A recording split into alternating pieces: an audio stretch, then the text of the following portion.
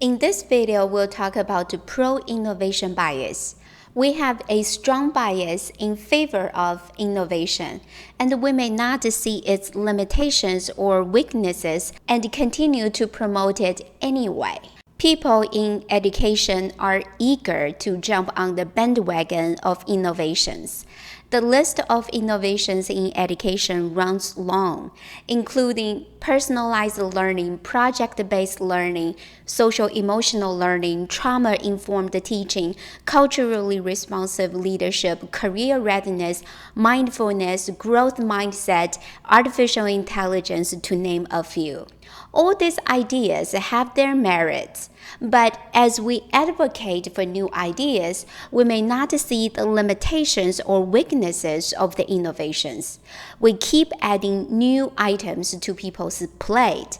No wonder some people say, keeping up with the trends in education is like drinking from a fire hose.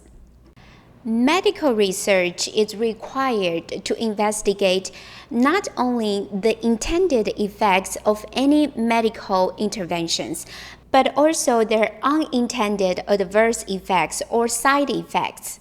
For example, your doctor usually informs you of the potential side effects of the medication. But in education, people tend to focus only on proving the effectiveness of practices and policies in pursuit of what works. People generally ignored the potential harms that can result from what works. In fact, what works may hurt as well. What's the new initiative or program that has been recently adopted in your organization? Have you heard anyone talking about the potential downside of such an initiative? Each new leader is eager to introduce new initiative in an organization. It's partly because the leader has taken charge of the similar initiative in the past, and partly because the new leader does not want to be blamed for whatever the previous one initiated. The other day, I was reading a school district superintendent's job contract. One item under the duties and responsibilities got my attention.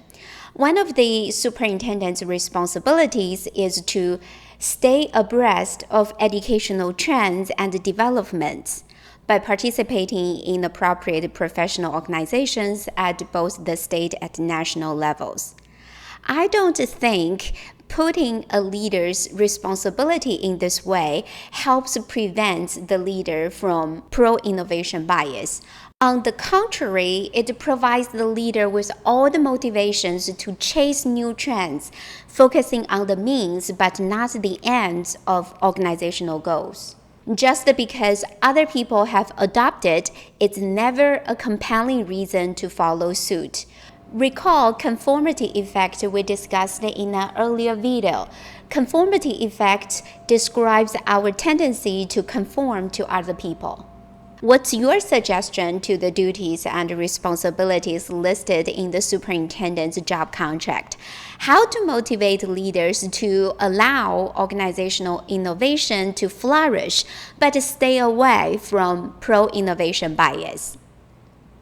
In this video, we talk about the pro-innovation bias. We have a strong bias in favor of innovation, and we may not see its limitations and weaknesses and continue to promote it anyway.